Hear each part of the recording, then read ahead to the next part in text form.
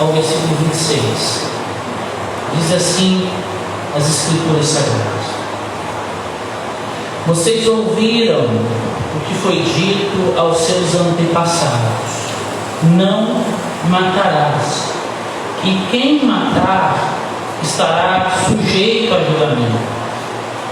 Mas eu digo a vocês que qualquer que se irá contra seu irmão estará sujeito a julgamento. Também qualquer que disser a seu irmão racá será levado ao tribunal. E qualquer que disser louco corre o risco de ir para o fogo do inferno.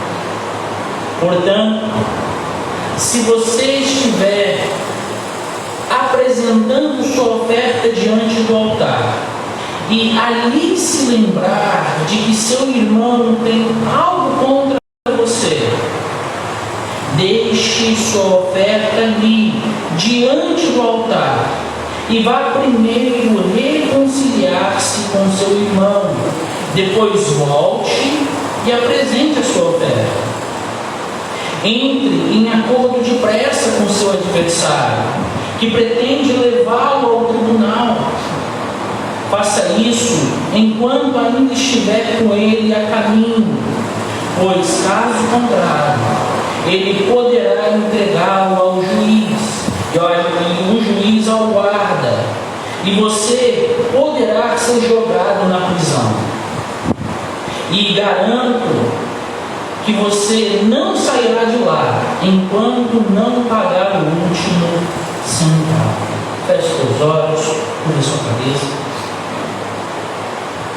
Soberano Pai, eterno Deus, nós lemos a Tua Palavra e cremos que ela é a verdade, cremos que ela é a revelação de Deus para a igreja, Pai. E cremos que ela tem poder e autoridade para falar aos nossos corações. Por isso, Senhor, nesta hora tão especial, onde faremos menção das Escrituras, explicando, aplicando aos nossos corações, que o Teu Santo Espírito nos ajude, que o Senhor tenha misericórdia de nós, para que possamos, Pai, da melhor maneira possível, colocar a Palavra de Deus em prática para a glória de Deus Pai. Assim nós agradecemos em Cristo Jesus. Amém. Amém. Podeis assentar, irmãos?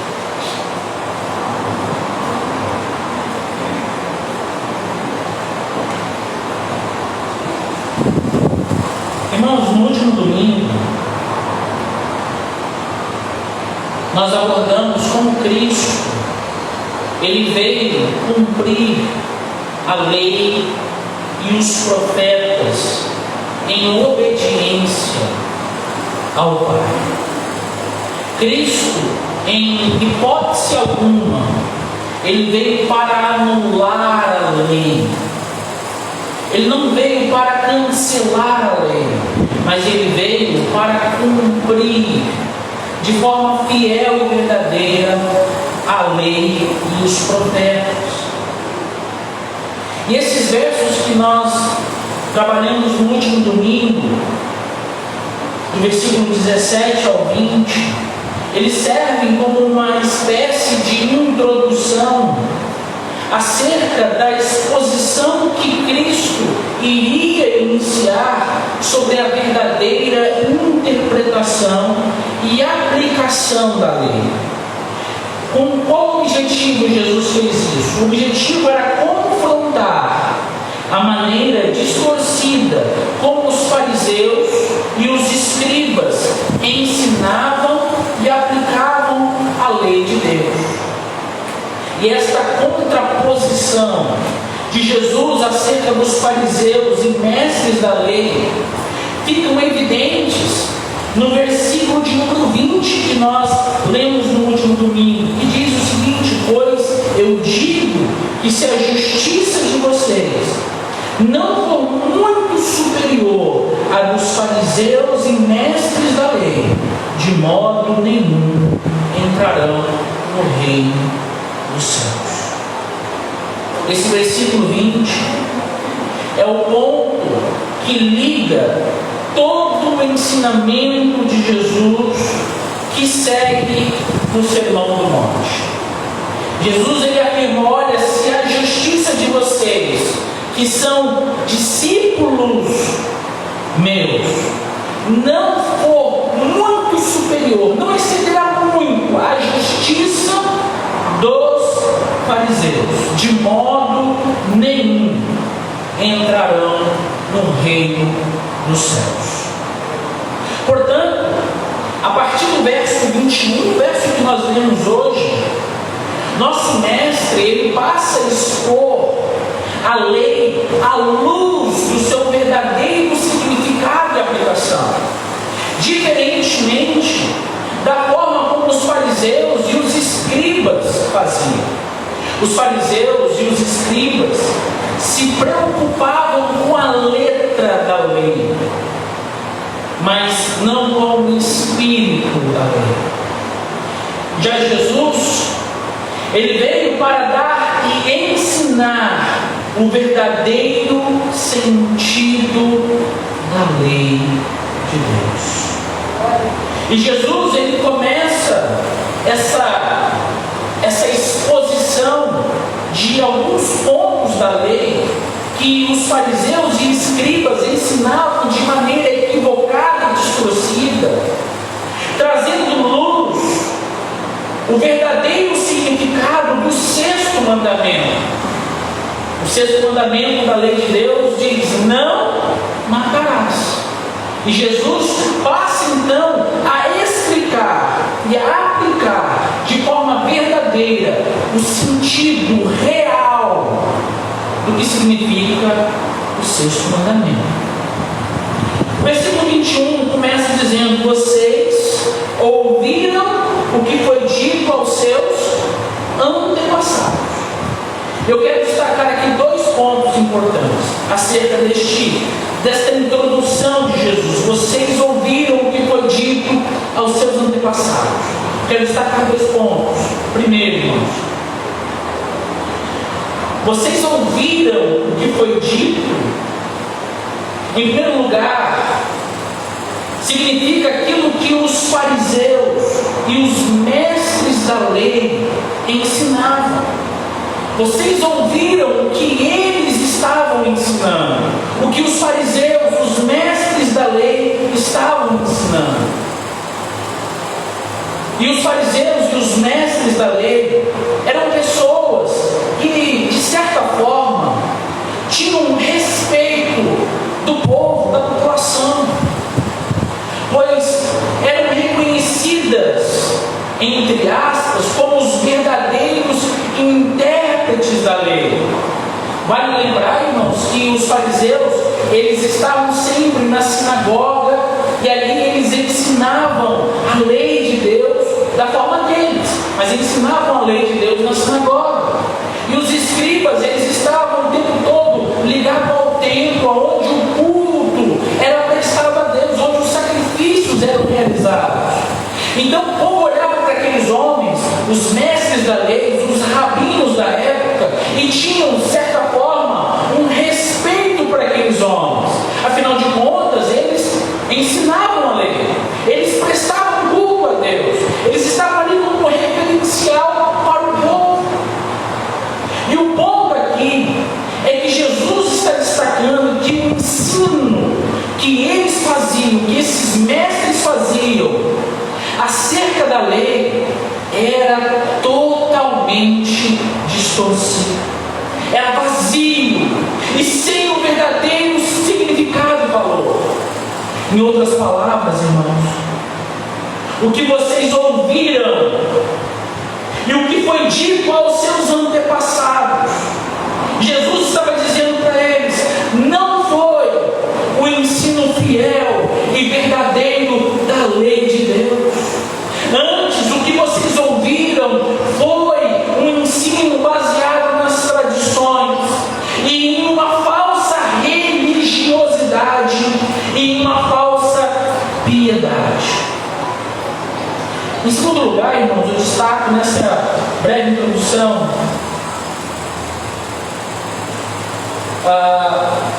as pessoas geralmente davam crédito ao ensino dos fariseus e ao ensino dos mestres da lei e dos escribas, porque a maior parte da população, do povo, não tinham acesso às escrituras. Não é como hoje, irmãos, você tem a Bíblia nas suas mãos, no celular, em qualquer momento, em qualquer hora. Naquela época, quem tinha acesso às escrituras, de fato, eram os fariseus e os escribas. Eles que tinham acesso direto à lei de Deus, eles que tinham contato com a palavra de Deus. O povão não tinha. Então eles seguiam aquilo que aqueles mestres ensinavam.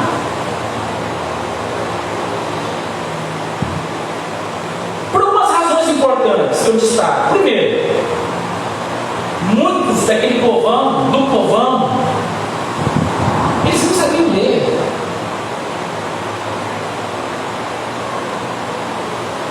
Muitos não conheciam o hebraico. E outros tanto, nem o grego, koiné, que era o grego que estava sendo escrito naquele momento. As palavras já tinham sido traduzidas para o grego koiné. Eles também não conheciam. Vale lembrar, irmãos, que a língua que eles utilizavam para se comunicar era o aramaico. Era a língua que Jesus comumente falava. Naquela região era a língua que predominava, era o aramaico, que de certa forma tem um certo parentesco com o hebraico. Então muitos não sabiam ler, muitos não conheciam o texto original, porque não conheciam o hebraico. Havia já no mundo uma helenização. O grego já estava de certa forma sendo dominado por grande parte do mundo naquela época. Mas também eles não conheciam a escrita do grego koiné. Eles mal estudavam. Sabe quem estudava naquela época? Eram os fariseus e eram os escribas. Então, basicamente, irmãos, a Bíblia ela foi tirada do povo, entre aspas, e eles seguiam aquilo que os mestres ensinavam. Então, tudo aquilo que eles ensinavam, de certa forma, era bom. Afinal de contas, era o que eles tinham acesso. E aqui vai destacar, irmãos, que quando nós somos chamados a pregar a palavra, Jesus nos chamou todos nós aí a pregar o Evangelho. Nós precisamos ter em mente que há uma responsabilidade, de que nós não podemos distorcer o Evangelho, nós não podemos distorcer o ensino, porque talvez aquilo que as pessoas lá fora, eles irão escutar acerca de Deus é aquilo que você está dizendo. Muitos não irão ler a Bíblia, muitos não irão ter acesso às Escrituras, porque de fato não querem, porque hoje está na mão de todo mundo. Mas talvez aquilo que eles irão ouvir acerca de Jesus Cristo é aquilo que você irá falar. Então há uma responsabilidade. Quer dizer que você não pode falar aquilo que você quer falar, mas aquilo que a Bíblia está dizendo, a verdade, sem ser distorcida, como os fariseus e os mestres da lei faziam na época de Jesus. E como os fariseus e os escribas eram aqueles que tinham o acesso às Escrituras, a população passava a dar crédito aos seus ensinamentos. Então, o que eles falavam é o mestre da lei, é um rabino. Então, a gente segue. Mas vale destacar aqui, irmãos, que em momento algum, Jesus ele estava tentando corrigir a lei. Jesus ele não queria corrigir a lei. A lei de Deus, irmãos, é uma lei santa e perfeita, assim como Deus, nosso Deus é um Deus santo e um Deus perfeito. Antes, o objetivo de Jesus era interpretar a lei de forma correta, verdadeira, contrapondo-se ao ensino distorcido dos fariseus e dos escribas. E Jesus ele prossegue dizendo, seguindo o texto, não matarás. E é uma citação direta de Êxodo, capítulo 20, versículo 13, ao 6º mandamento da lei de Deus: não matarás. E eu destaco aqui, irmãos, que este termo, matarás, ou a ideia do mandamento não matarás, significa literalmente cometer um assassino. Isto é, privar uma pessoa da vida matando de forma ilegal e intencional. Esse é o sentido do termo não matarás. É quando alguém, de forma deliberada, intencionalmente, priva um outro de viver. E é exatamente sobre este mandamento que o povo de Deus recebeu lá no deserto com Moisés. Vocês não podem tirar a vida intencionalmente. Vocês não podem assassinar alguém. E essa é a ideia do termo não matarás na lei de Deus.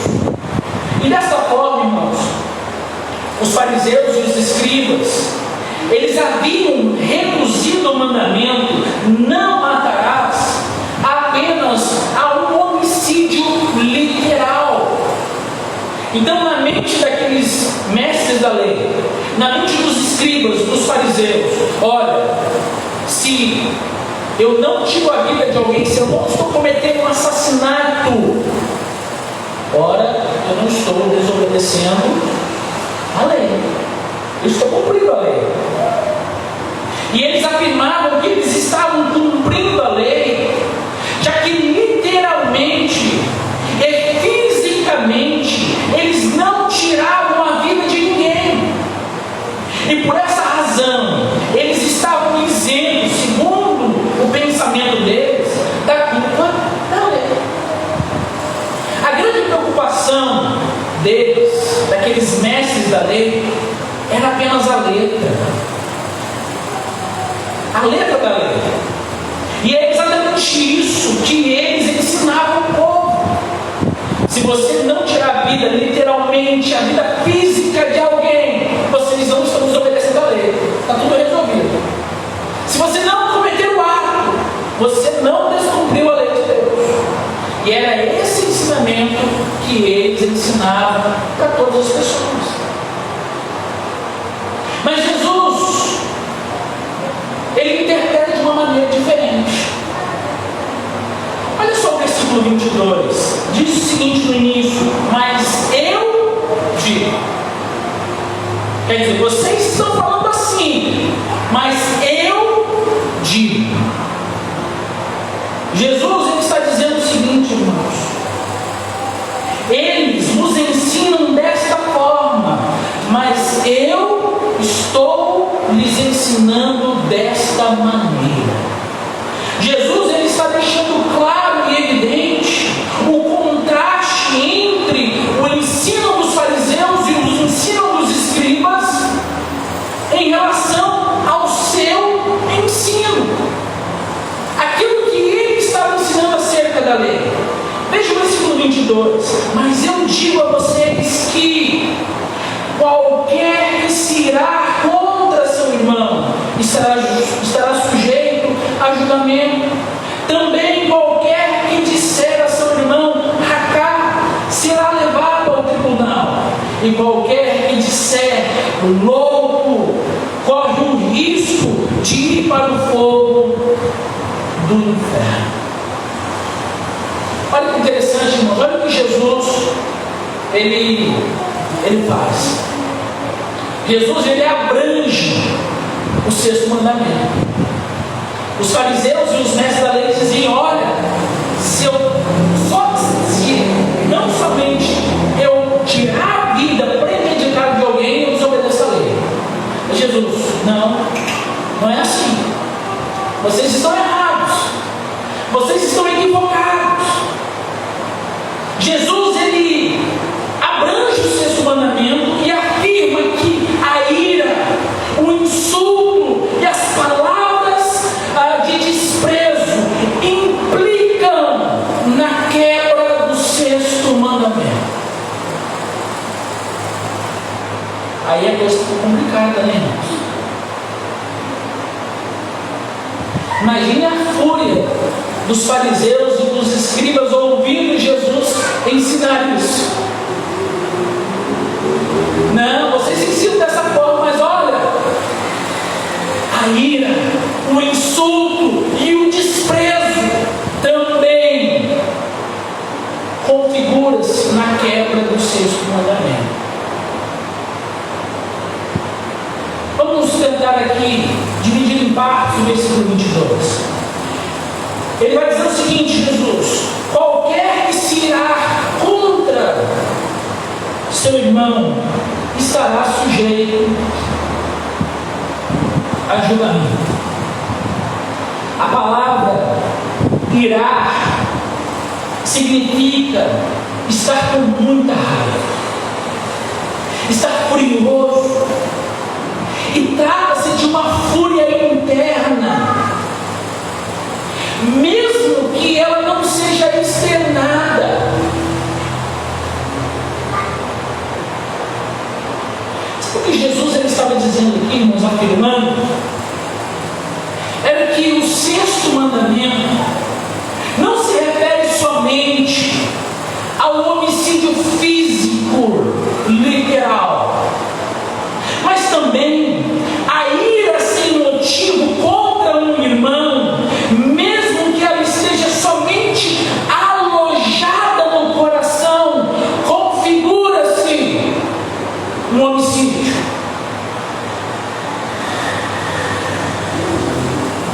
Sabe aquela ira, aquela fúria que está dentro de você contra outra pessoa, mesmo que você não externe isso, mesmo que você não fale nada, mas se ela estiver aí no seu coração, se ela estiver fervendo na sua alma, você está desobedecendo a lei de Deus, segundo o que Jesus ensinou. Nas palavras de Jesus, irmãos, a ira contra o seu irmão é uma forma de homicídio. Olha só que interessante o que o apóstolo João ele vai dizer lá na primeira carta, no capítulo 3, versículo 15. Ele afirma o seguinte, João: quem odeia seu irmão é assassino. Pesado isso, irmãos. Quem odeia o seu irmão é assassino. E vocês sabem que nenhum assassino tem a vida eterna em si mesmo.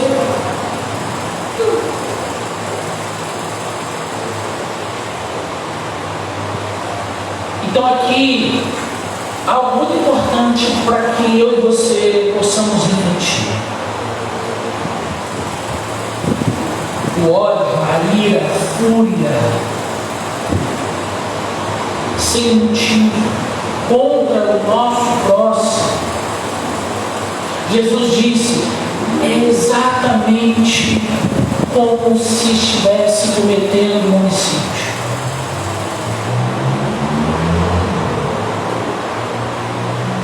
Sabe o que Jesus está apresentando aqui para mim e para você? Que diferentemente faziam os fariseus e os os fariseus e os escribas estavam muito preocupados com a letra e o exterior. Olha, se eu não cometer, eu estou livre. Jesus fala, a intenção também vale. A intenção também configura-se.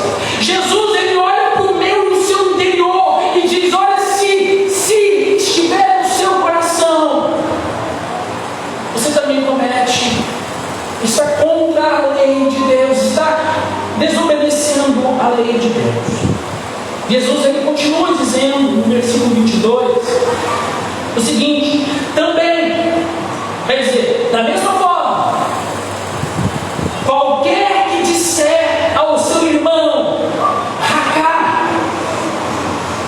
será levado ao tribunal. E Jesus aqui está falando acerca do insulto. A palavra raká significa, sabe o que, irmãos? Babaca. E desculpe as palavras, mas eu preciso falar o significado dela. Babaca, paspalhão, tolo. E a ideia aqui desse termo aramaico, raká, é dizer o seguinte: é você olhar para o seu irmão e dizer: olha, você não vale nada. Ou dizer para ele ou para ela: olha, você é um cabeça louca, você é um paspalhão, você é um idiota, você é um babaca. E essas palavras de insulto contra o seu irmão também está ligado à quebra do 6º mandamento, que diz: não matarás. E desta forma, irmãos, essas pessoas deverão ser levadas ao tribunal, ao sinédrio. Jesus falou: olha, se vocês assim o fizerem, vocês deverão ser levados ao tribunal. Isso é muito sério, irmãos. Porque o insulto, porque às vezes nós temos um sentimento em nossos corações e às vezes nós não verbalizamos isso. Mas isso também é a quebra, porque Jesus vê o interior. Mas às vezes nós verbalizamos, irmãos. Às vezes nós falamos palavras de insultos contra o nosso próximo, contra aquele que foi criado à imagem e semelhança de Deus. E quando eu faço isso, eu estou insultando o meu próximo, eu estou externando a minha ira com palavras de insulto, dizendo que ele é um idiota, um babaca, um paspalhão, um cabeça louca, um Zé Ninguém. Eu estou diretamente infringindo a lei de Deus, que diz: não matarás. Porque foi assim que Jesus, ele aplicou a lei.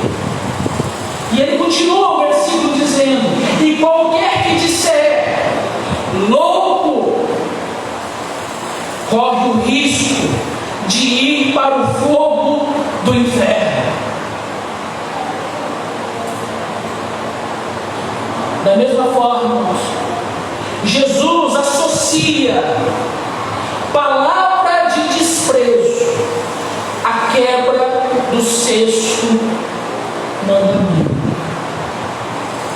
com o risco de ir para o fogo do inferno. Essa palavra louco aqui é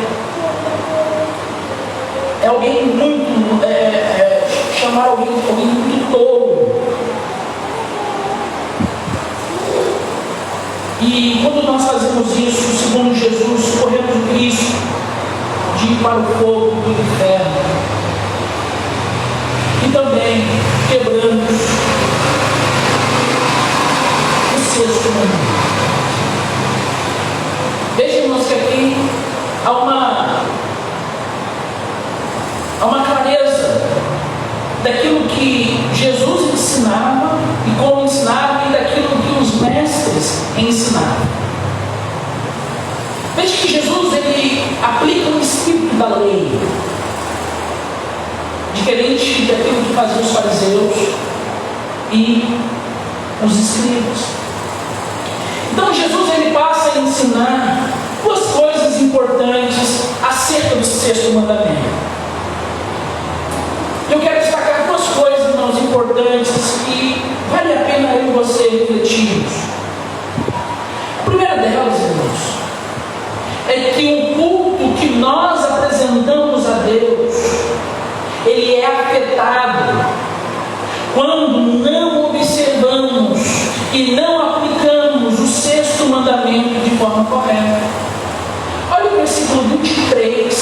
24,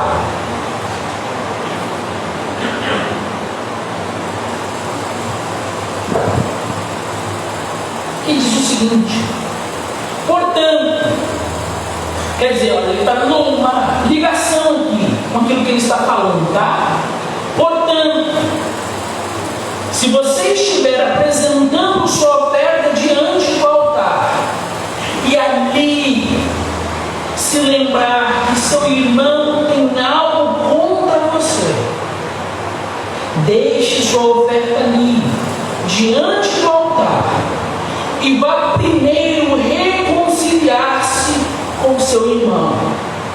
Depois volte e apresente a sua oferta.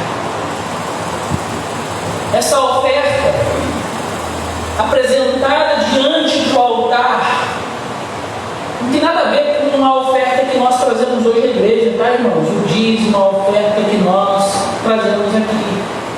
As pessoas pensam, né? A oferta que nós trazemos no culto, dinheiro que você está ofertando para a obra de Deus. Não é sobre essa oferta que Jesus está tratando. Jesus está falando da oferta pública, da oferta cerimonial. E ela está ligada diretamente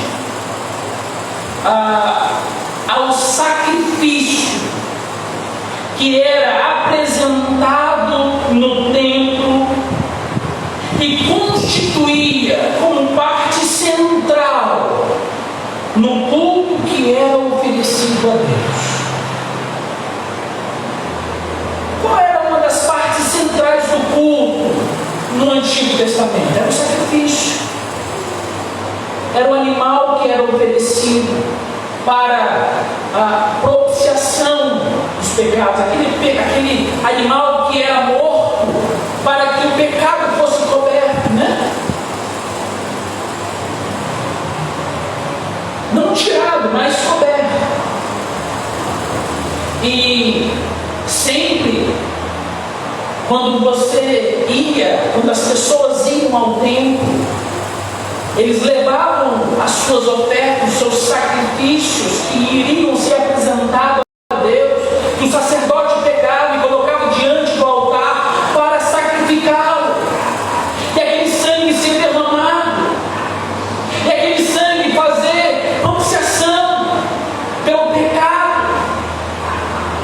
É essa oferta que Jesus está tratando, é a oferta do culto, do sacrifício, que Deus exigia na lei como deveria ser feito.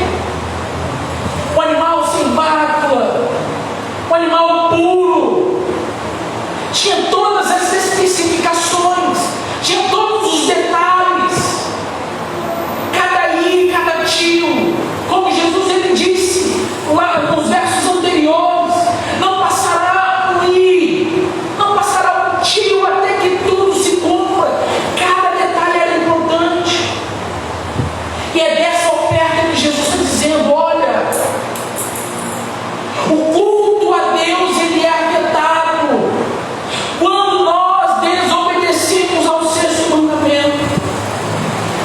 Jesus ele está dizendo, irmãos, de forma clara, que se alguém for apresentar uma oferta, um sacrifício a Deus, e naquele momento se lembrar que seu irmão tem algo contra você, perceba, irmãos, que Jesus diz: não é você que tem algo contra o seu irmão, mas se você se lembrar, porventura, que alguém tem algo contra você, primeiro deixe sua oferta ali, não apresenta a Deus não cultue ainda,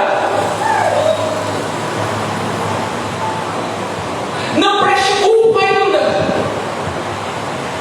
deixe sua oferta ali diante do altar e vá primeiro reconciliar-se com o seu irmão.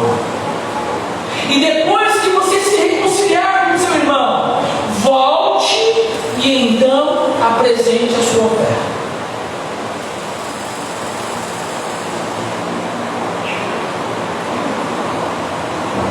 E há um ponto muito claro aqui, irmãos,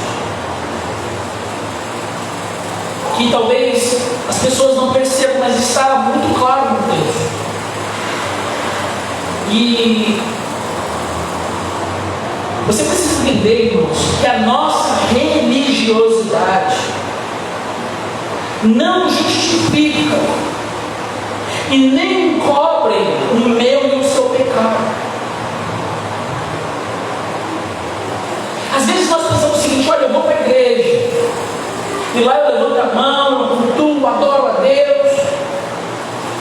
Aquilo ali vai ser uma justificativa para que eu não venha a solucionar o erro que eu tenho lá fora. Quer dizer, meu Deus, olha, o Senhor está vendo, o Senhor conhece meu coração, estou aqui, está tudo resolvido, eu estou aqui, vim com a roupa bonita, sento, canto, levanto as mãos, entrego o meu dízimo, dou a oferta, participo da ceia.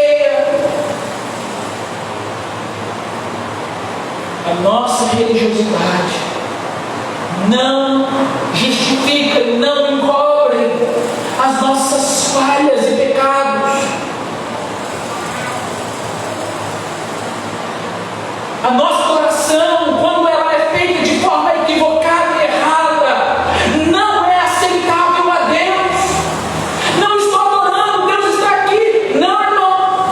Se você não resolver, se você não se consertar, Deus, Ele não tem prazer no seu culto.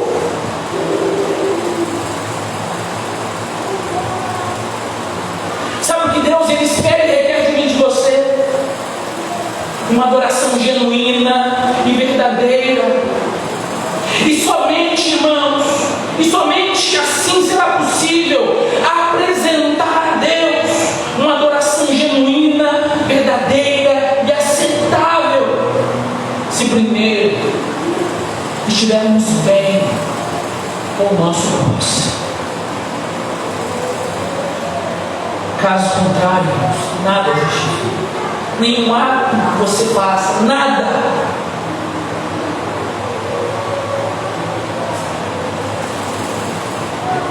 Eu acredito que Jesus estava dizendo: olha, se você vir prestar um culto e oferecer um sacrifício, talvez você se sinta justificado ali.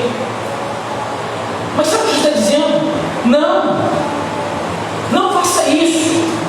Deixe sua oferta ali, resolva a sua vida primeiro e depois você vem e preste culto a Deus.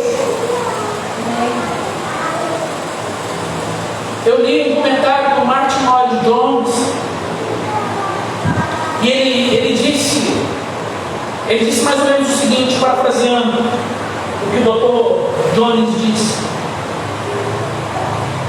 Ele disse o seguinte: com toda reverência, deixa eu tentar explicar o que significa essa oferta apresentada, deixada ali, e para que você resolva. Ele diz mais ou menos o seguinte: olha, sabe o que Deus está querendo dizer? Se você está no culto, e se você se lembrar que alguém tem algo contra você, saia do culto imediatamente. Deixe tudo para trás.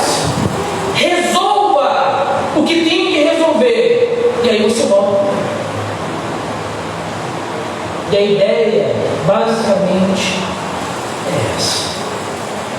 Deixe sua oferta no altar. A nossa adoração hoje, a nossa oferta a Deus. O nosso culto é afetado quando desobedecemos a palavra de Deus. O segundo ponto que nós podemos enxergar aqui no texto é uma demanda de urgência. Olha o versículo 25 e o versículo 26. Entre em acordo depressa com o seu adversário, que pretende levá-lo ao tribunal. Faça isso enquanto ainda estiver com ele a caminho, pois caso contrário, ele poderá entregar ao juiz, e o juiz ao guarda, e você poderá poderá ser jogado na prisão. Eu garanto a você, eu garanto que você não sairá de lá enquanto não pagar o último centavo. Jesus, ele está enfatizando que se trata de um assunto importante, tão importante, que se faz necessário ser resolvido prontamente. Sabe o que eu estou dizendo? Olha, não deixe para amanhã. Isso é urgente. Jesus, ele começa no versículo 25: entre em acordo depressa, resolva logo, não deixe para amanhã, precisa ser feito agora, quanto antes. Há um senso de urgência empregado aqui no texto. Jesus, irmãos, ele está apresentando uma ilustração aqui, para que façamos uma reflexão e que venhamos a ser conduzidos a uma verdadeira mudança de atitude agora. É urgente, precisa ser feito agora. Então a segunda demanda, irmãos, é a urgência. Eu não posso deixar para amanhã, eu tenho que resolver hoje. O que nós podemos concluir e aplicar desses ensinamentos aqui de Jesus? Será que nós não estamos matando o nosso próximo com palavras, insultos, desprezo, e até mesmo nas intenções do nosso coração? Palavras, elas machucam. Palavras ferem. Palavras matam.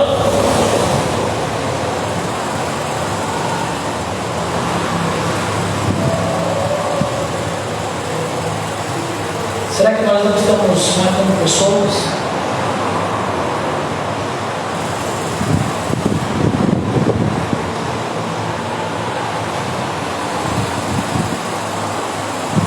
Além das palavras,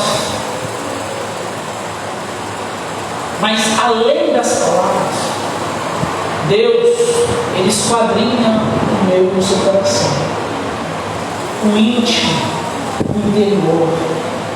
Talvez você diga, mas eu não falo nada, eu guardo tudo para mim. Já viu? Eu estudo muito isso com as pessoas.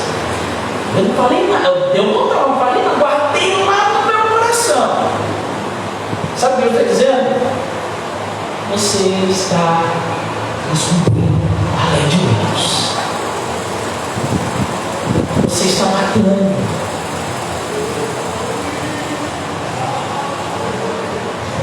Jesus conhece e esquadrinha os corações. Cuidado com o que você fala. Palavras doem, irmãos. Palavras machucam. Palavras ferem.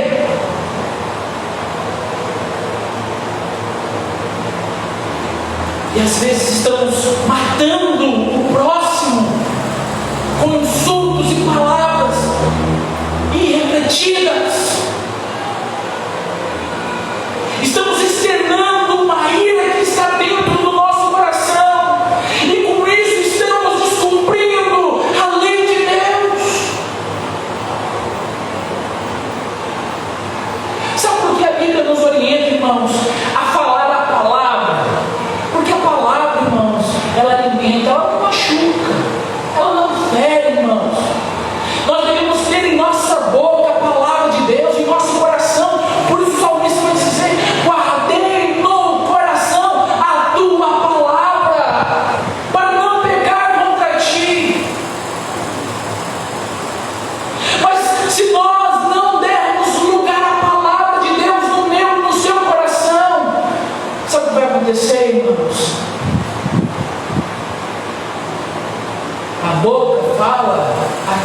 coração está cheio. Sabe qual é o problema do coração? Sabe o que Jesus fala acerca do coração? É do coração que nasce o pecado. É do coração que nasce o adultério. É do coração que nasce os assassinatos, os homicídios. É do coração que nasce, é de lá que nasce. Então cuidado. Tem hora, irmãos, que não é somente passar o zíper na boca. Tem hora que isso faz necessário eu e você se prostrarmos diante de Deus e dizer: Senhor, transforma o meu coração, que é pecaminoso, que é falho, que tem tentado o mal, mesmo que eu não tenha verbalizado, expressado, mesmo que eu não tenha reverberado isso, mas o meu coração ainda é pecaminoso.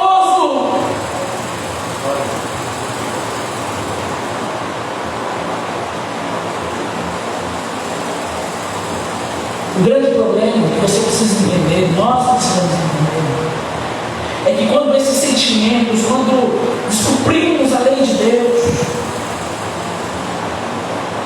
e temos esses sentimentos pecaminosos norteando os nossos corações e verbalizando isso, reverberando isso, fatalmente o nosso culto e a nossa adoração a Deus, ela é afetada.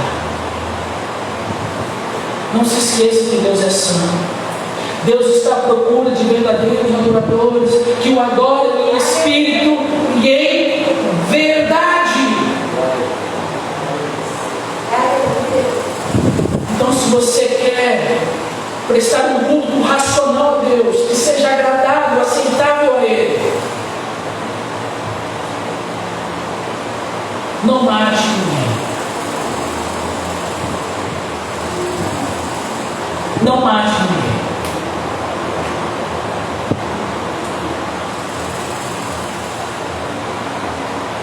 E por isso, irmãos, quando há algo que acontece em nossas vidas, sabe o que Jesus nos ensina? Resolva logo. Resolva. É urgente. Não podemos deixar para amanhã. Sabe por quê? Porque nós não sabemos o que nos reserva. Se quer pedir perdão, irmãos, peça hoje. Se você falou algo para alguém, para um familiar, para um amigo, às vezes nós pensamos que podemos falar coisas para os nossos familiares, porque é de casa mesmo, a gente resolve tudo em casa. Está cometendo pecado. Os de fora você não fala, só fica no coração, está cometendo pecado do mesmo jeito. Mas geralmente os de casa, as pessoas, elas reverberam, né? De casa a gente resolve aqui, está tudo em casa mesmo. Não, está errado. Está errado. Resolva logo. Conserte-se logo. Pastor, mas eu não fiz nada, fizeram contra mim. Jesus falou: olha, se você se lembrar que alguém tem algo contra você, não é você que fez, vá até ele e conserte-se. Já viu que aquela situação? Não, deixa que eu vou. Deixa que eu vou, ninguém vai. Não, deixa que eu. Se ele quiser, ele vem. Aí, se ela quiser, ela vem. E aí a gente fica no joguinho, cada um, ninguém vai. O crente dá o primeiro passo. O cristão, ele dá a tua atitude. Sabe por quê? Porque ele foi transformado. Ele tem a mente de Cristo. Ele é para discípulo, ele é servo, ele é bem-aventurado. Ele é diferente, irmãos. Nós somos nova criatura. Nós nascemos de novo. O Espírito Santo de Deus transformou o meu, o seu coração. Por isso, irmãos, eu te encorajo a orar a Deus, para que Ele possa habitar de forma plena o meu e o seu coração. Ore ao Senhor e peça a Deus: habite de forma plena, de forma completa, o meu, os nossos corações. Sabe por quê, irmãos? E eu concluo dizendo: Jesus, Ele morreu na cruz do Calvário para nos proporcionar uma nova vida, uma vida transformada, uma vida para a glória de Deus. Nós nascemos de novo. Jesus morreu para te dar essa nova vida. O que nós precisamos fazer? Precisamos crer em Jesus Cristo. Precisamos crer no Senhor como o nosso Salvador. Precisamos crer que o sacrifício que Ele operou lá no Calvário foi para nossa mudança, transformação e salvação. E a glória pertence somente ao nosso Deus. Amém, irmãos? Amém. Vamos orar?